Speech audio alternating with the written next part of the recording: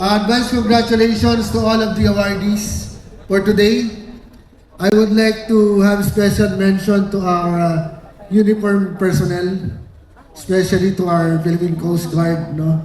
I am an environmentalist and also as one of the senatoriables who ran on the 2025 elections and one of the staunch protectors of the West Philippine Sea. I really admire our uniformed personnel and how they handle these continuous intrusions of China in our maritime zone. Hindi po biro ang ginagawa ng ating mga uniformed personnel, especially sometimes when our own public officials is denying our territory. I would not name the person, siguro alam nyo na, no? Medyo maingay siya pero saludo po talaga sa ating mga kasama. No? And to all the icons of change today who provides excellence in the maritime sector, saludo po sa inyo because right now we are facing a crisis more than just the threat of war from China or the threat of aggression from any other country. We are facing a climate crisis that is endangering us all. And if we do not know yet, akala natin, kailangan natin protektahan yung mga puno because they give oxygen and they capture carbon dioxide. But the truth is that 70% of our oxygen comes from planktons in the ocean. And 3 times to 5 times more carbon capture happens in the ocean sa ating maritime areas. At ang pinaka nanganganib sa climate crisis ay ang ating maritime biodiversity and maritime sector. You know, there is a study by a group of scientists that says that by 2070, the sea will be dead. Hindi ko kayo tinatakot. This is a study. Why? Because we are polluting the ocean so much. Ang Pilipinas, number 1 na naman, no?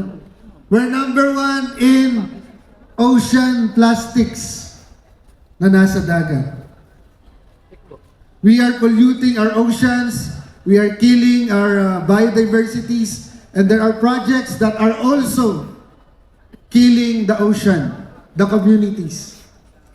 Ang pinakakawawa sa nangyayari pong ito ng pagkasira ng marine biodiversity ay ang mga poor communities, mga fisher folks natin, mga nakatira sa tabing dagat, kami ng mga taga Bulacan, we are suffering from increasing sea level. And some areas in Bulacan are sinking below sea level. And as future mariners, yung masasakay ng barko and everything, the challenge is for you not only to excel at what you do, but to be warriors for the environment.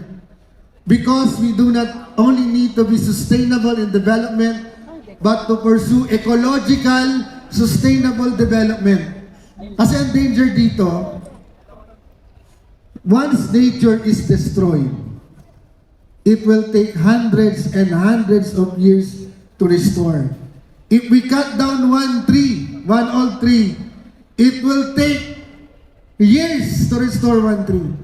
Kaya it is not correct that you just cut one tree and you replenish it with 100 new seedlings because it will take time. And we owe it not to ourselves, we owe it to the next generation. Kasi tayo po ang sisisihin.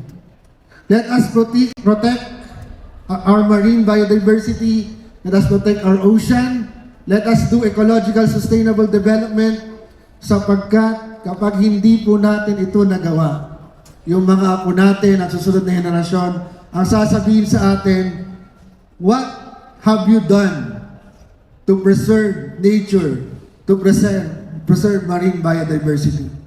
Ano na yung mukha nating iharap? So this is the challenge today that as icons of change, we need to inspire people, we need to do more because this challenge of climate change is beyond ourselves, is beyond one person. We need to collectively take action. And that is the meaning of being an awardee of Icons of Change. Tayo ang dapat magsimula at kausapin ang lahat, i-inspire ang bawat mamamayan, ang mga kasama ninyo, so that together, we can create a better world, we can create an ecologically sustainable world, and a better marine biodiversity. Maraming salamat po. Mabuhay po kayong lahat at congratulations. Thank you po.